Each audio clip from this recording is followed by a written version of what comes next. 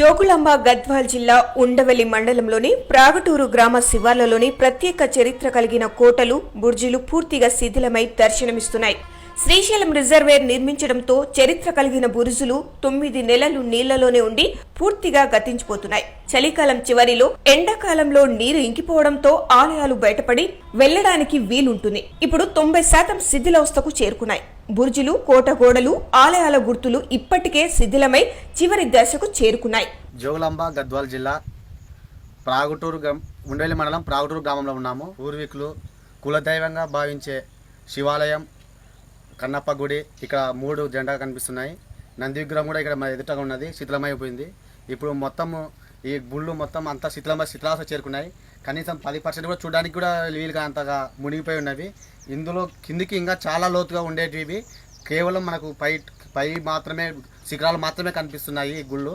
ఇవి ఇంకా లోపలికి చాలా ఉన్నాయని మన పూర్వీకులు చెప్తున్నారు. కానీ ఇప్పుడు చూడడానికి అవకాశం లేకుండా ఆ ఏరు మట్టి వచ్చి, ఒండు మట్టి వచ్చి ఇలా లెవెల్కి చేరుకుంది. దీంతో మనకు ఓన్లీ ఖాళీ ఈ గోపురాలు, శిఖరాలు మాత్రమే మనకు కనిపిస్తున్నాయి. ఇది ప్రసిద్ధి చెందిన శివాలయంగా వీళ్ళు గ్రామస్తులు చెప్తున్నారు.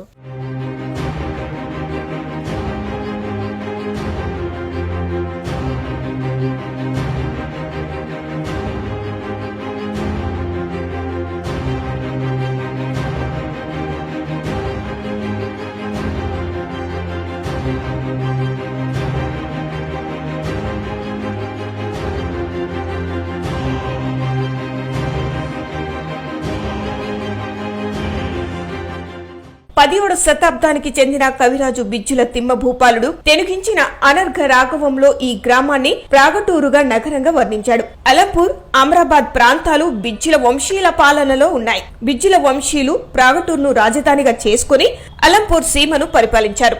పూర్వం ఈ గ్రామం చుట్టుపక్కల ప్రాంతాలలో చాలా ప్రసిద్ధి చెందింది. కానీ ఇప్పుడది శిథిలావస్థలో ఉంది. ప్రాగటూరులో ఒక ఎత్తైన కోట ఉంది.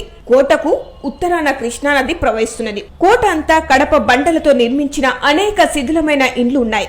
ఇందులో స్థానికంగా లక్ష్మీబాయమ్మ మహల్ అని పిలువబడే భవనం కూడా ఉంది. కోటలో 2 ముఖ్యమైన ఆలయాలున్నాయి. మొదటిది రామలింగేశ్వర స్వామి, రెండవది వరదరాజస్వామి ఆలయం ఉంది.